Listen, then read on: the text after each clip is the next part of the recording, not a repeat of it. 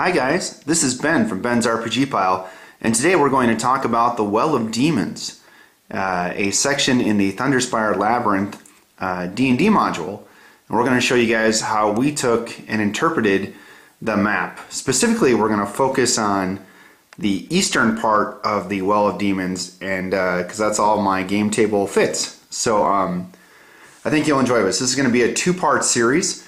And before we get started, we first want to thank Enigma23. He's a good friend of ours. You can catch him on Twitter, and he's a terrain aficionado, as we could say. And he's been a silent partner in a lot of the things we create, and we just wanted to acknowledge him for all his contributions. So, what we're going to do is we're going to go room by room and kind of show you how we did them.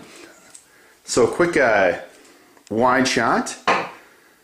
There is the complete game table there, and that's all I can fit on a table. So this is what our game group is playing right now, and you can actually you'll eventually be able to see this on our weekly video podcast, so you'll be able to see how it all plays out. But we thought we'd show you how we created the rooms and how we thought they could be the most fun.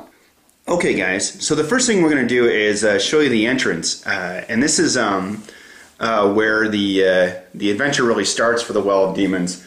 You guys will notice that once again we made location cards.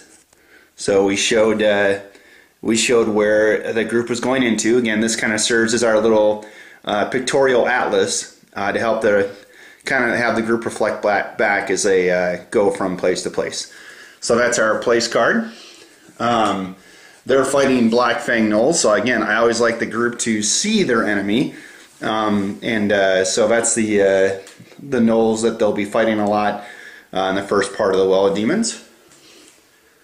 And then we put an NPC in there. It's always good to tie an NPC into the party that they're going to fight. And this was actually the guide, Tyrion Darkseeker, that they first met in the labyrinth.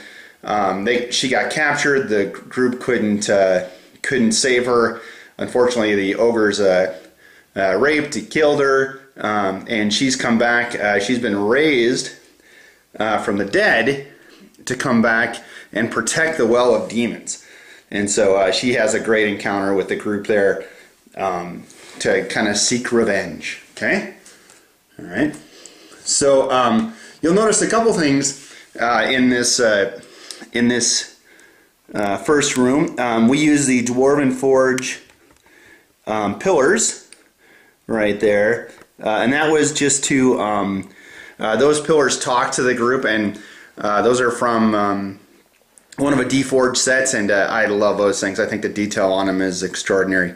Another thing that you're going to notice as we pan back out here is the use of the, and I'll bring the camera up, the dungeon tiles to show kind of some 3D stuff.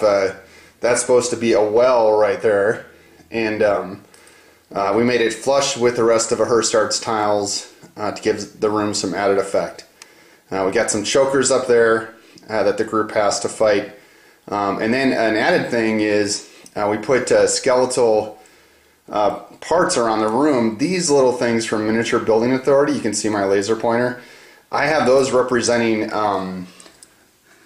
body parts, and Tyrion raises skeletons, those guys right there, as the battle continues, and they start off as minions, but if they eat any of these body parts, right, so they raise from bones, and then if they get to a body part and eat it, they get an additional 15 hit points, and they pack quite a punch when they attack. So it makes the encounter pretty interesting.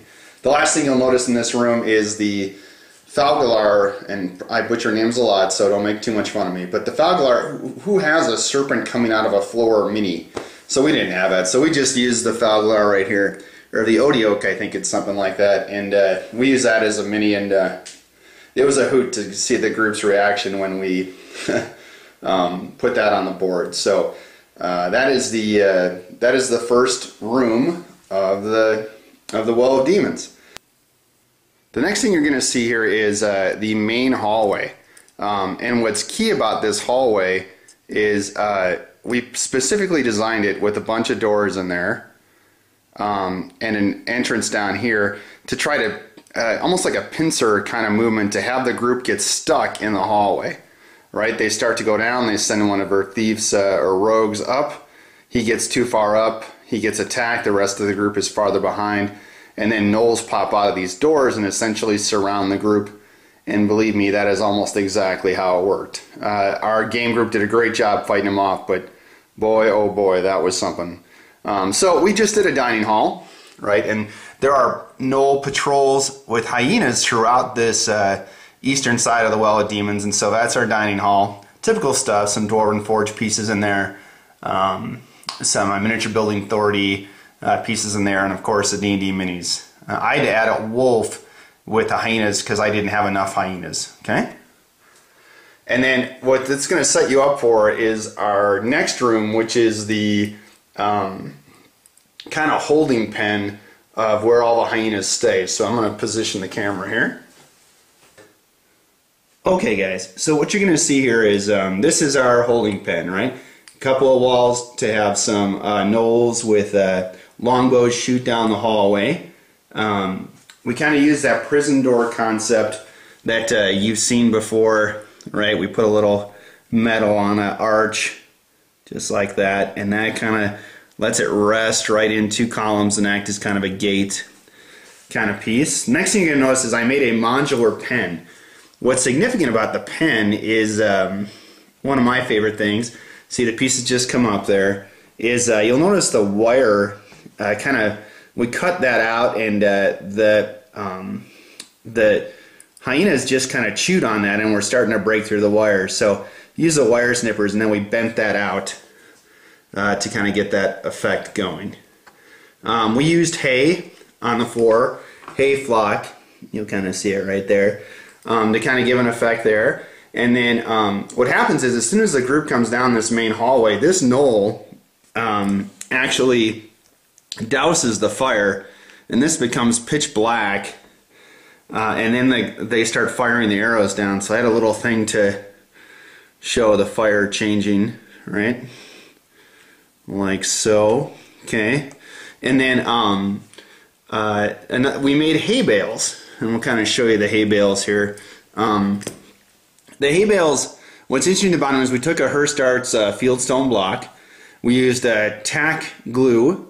And then you can actually buy, believe it or not, hay at like a Michael's craft store kind of thing. We put that on. Then we sprayed it down with this sticky stuff spray to make sure the hay didn't just keep falling off. And then my favorite touch of the whole thing, remember it's all about the little touches, is the wire wrap around it. There's this cool barbed wire kind of thing you can buy, or any kind of wire, and you tie that around, and kind of gives that cool bale effect. So we made a lot of those to kind of further touch off the effect.